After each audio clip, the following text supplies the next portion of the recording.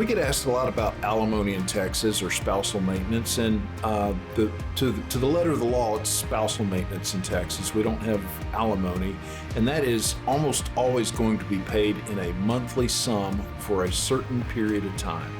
We don't have lifetime alimony in Texas like they do in some states. What we have is spousal maintenance, fixed sum for a fixed amount of months, is 99% of the cases in Texas.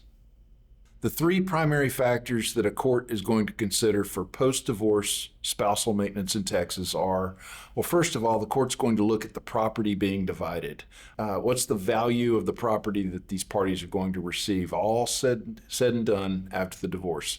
The next thing they're going to look at is the spouse who wants maintenance. They're going to look at that spouse's ability to provide for themselves.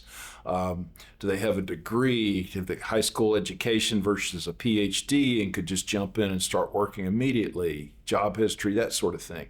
And then finally, they're going to look at what those basic minimum needs are for that spouse. How much do they actually need to survive?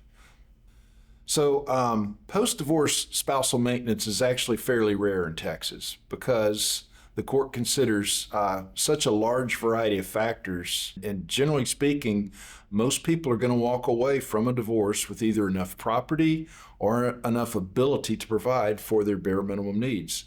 And that's all the court looks at is bare minimum needs. So I get a lot of guys who come to me and their biggest fear is that their wife is going to clean them out. They're going to get all the property and then they're going to have to support their spouse forever and ever the rest of their life. And I'm going to say that that's only going to happen, guys, if you really did something bad.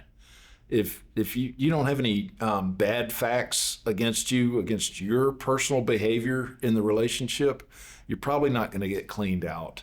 You're going to divide all the property. It's going to be divided just and right, which should be 50-50. And if you pay post-divorce maintenance, which you might, you're going to pay a limited amount for a limited amount of time. We don't just have some open checkbook policy in Texas. Get the facts before you get afraid of that. If you've got questions about alimony or spousal maintenance in Texas, post-divorce spousal maintenance in Texas, give us a call at the Dohlen Law Firm.